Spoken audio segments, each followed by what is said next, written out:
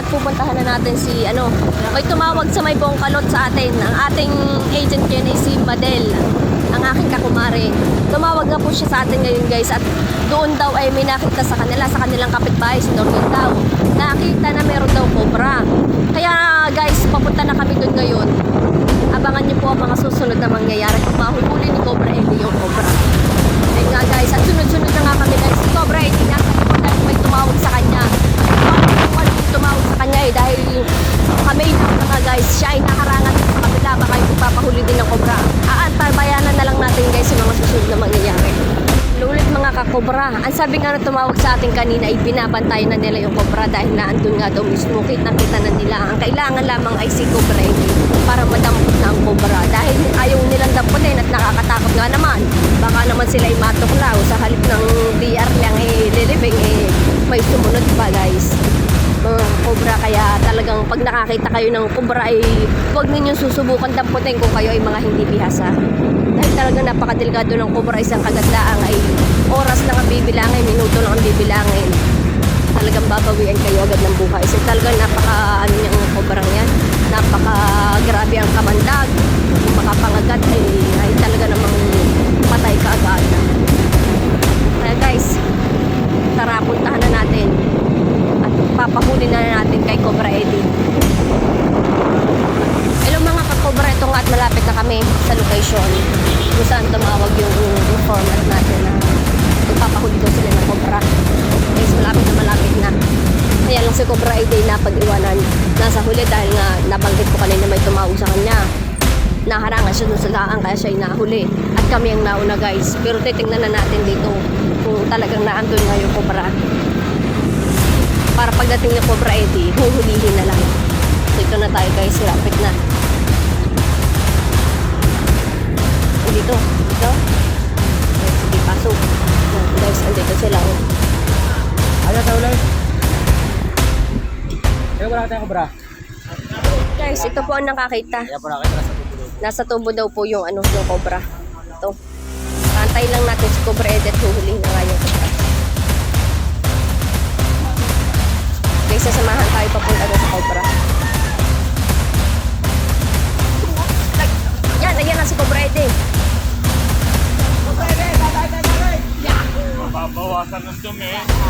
Guys, ito, pupuntahan na natin yung cobra. Saan nakita yung cobra nga yan. Masubsub pa sa mukha ako yung cellphone.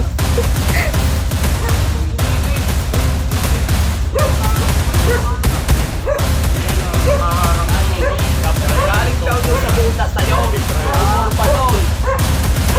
Lagi doon ang ulo.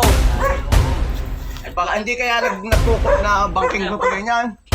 And guys, nandun daw ang ulo.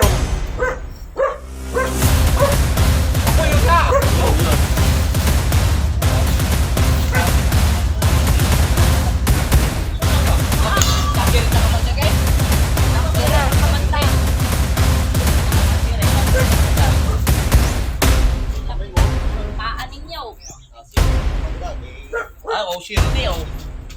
Ang daming kamandag. Tapang. Pa? Biro pa.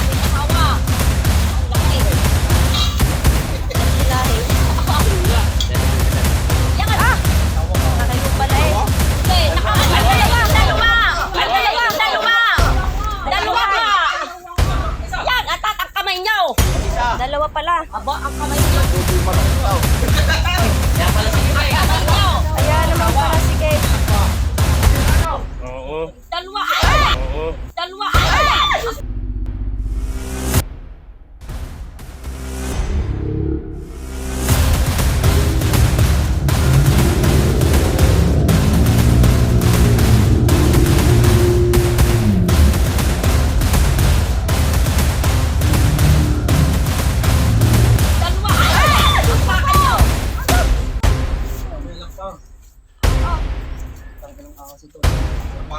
Dalawa eh. Baka may itlog pa. Lalaki. Dalawa ako, lalaki. Kamay niyo? Pakinggan niyo. Tawo ka. Nagkakalaki guys, oh. Okay. Ayun pa isa. Laki. Dalawa nga pala. Ang laki Magkapulupot eh. Sako just doon eh. Ako. Cobra Ede, lumay ko na. Hello, Hello pa ako mga guys. Guys, sinicheck nga ni Cobra Edo kung baka meron pa. Gawa lang talaga napakalaki ng dalawang kubarang yun. Ay sakto nga naabutan namin nagme-make pa. Ayan guys, double check lang nila yung mga tubo-tubo pa. Kung talagang may natitira pa. Para masigurado din natin na yung tumawag sa atin ay safe na sila pag alis ni Cobra Edo.